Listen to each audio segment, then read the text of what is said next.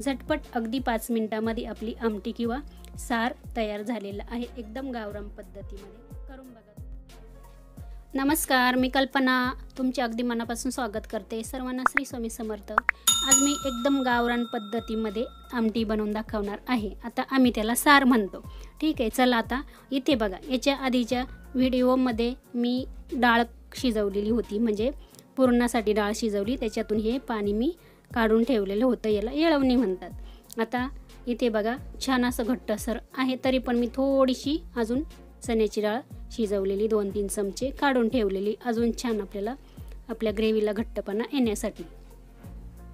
आता आपल्याला इथे ना एकदम गावरान पद्धतीमध्ये सार बनवायचा आहे. आता आमच्या गावाकडे बनवतात तसंच मी बनवून दाखवणार आहे.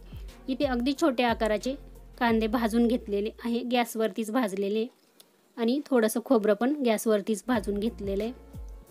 2 चमचे धने घेतलेले, लसूण घेतलेला आहे, आलं घेतलेलं आहे, अख्ख्या लाल मिरच्या वापरणार आहे मी याच्यामध्ये, खूप छान चव येते साराला, आणि कोथिंबीर घेतलेली आहे. आता याच्या पहिले ना खोबरं ना मी थोडंसं असं बारीक करून घेते, म्हणजे चिरून घेते थोडंसं.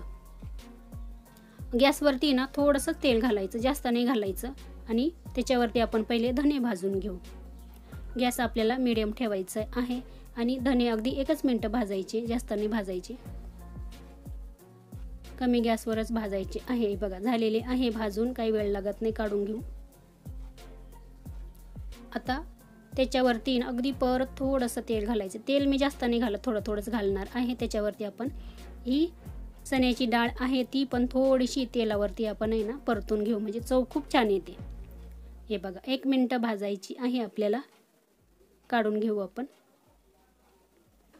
आता इथे अख्ख्या लाल मिरच्या मी घातलेल्या आहे, हे बघा, आणि ते आपल्याला मंद गॅसवरच भाजायचे आहे. सर्व बाजूने छान अशा भाजल्या पाहिजे.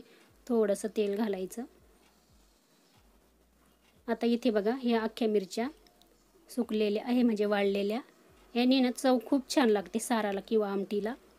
हे बघा सर्व बाजूने मी छान अशा भाजून घेतलेल्या, जास्त नाही जाळायचे आपल्याला, काढून घेऊ आपण. आता तुम्ही तुमच्या आवडीनुसार घ्यायच्या आहे. आता याच्यामध्ये अजून थोडंसं तेल घातलेलं आहे. आता हे कांदे आहे ना भाजलेले, ते आपल्याला असे थोडेसे चुरून घालायचे. आपल्याला कांदा पण तळून घ्यायचा आहे. अगदी गावरान पद्धतीने मी तुम्हाला दाखवणार आहे. आता आमच्या गावाकडे ह्याच पद्धतीने आमटी बनवतात, तशीच तुम्हाला मी करून दाखवणार आहे. आता इथे बघा छान असे कांदे पण आपण तेलावरती तळून घेऊ. आता आमच्या गावाकडे कसं मी चुलीवरती म्हणजे आहारावरती कांदा भाजतो, खोबरं कांदा सर्व, आणि हे खोबरं आहे ना थोडंसं मी बघा बारीक करून घेतलं, तर ते पण घातलेलं आहे. मसाला तळून घ्यायचा आहे आपल्याला सर्व. आता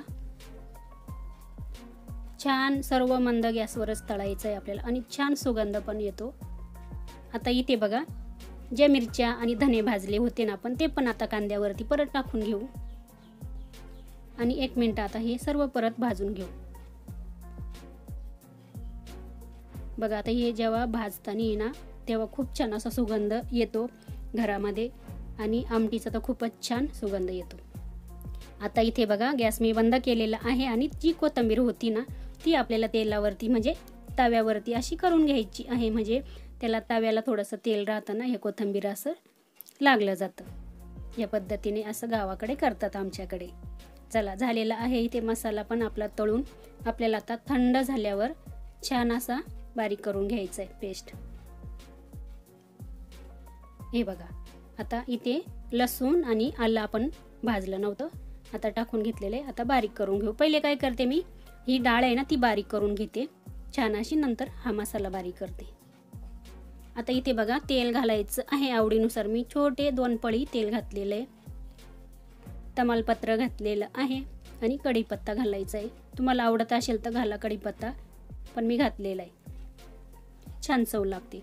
बघा जे वाटण केलं तर ना आपण काळ्या मसाल्याचं, तो मसाला घातलेला आहे.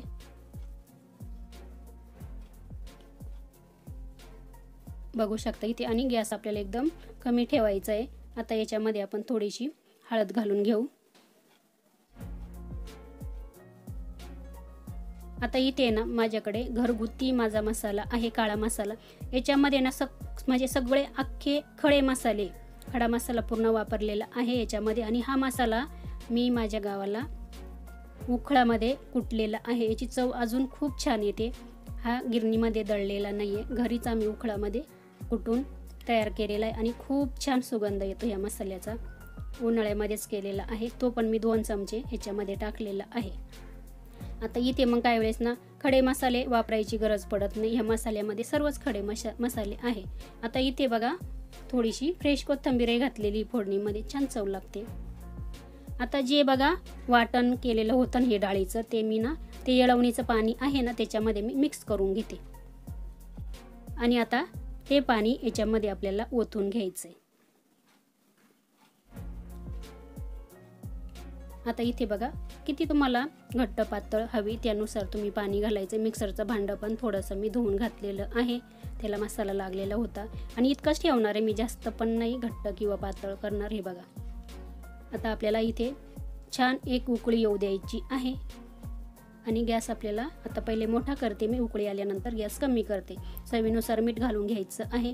झटपट अगदी 5 मिनिटांमध्ये आपली आमटी किंवा सार तयार झालेला आहे, एकदम गावरान पद्धतीमध्ये। करून बघा तुम्ही पण। चला, सर्वांचे धन्यवाद।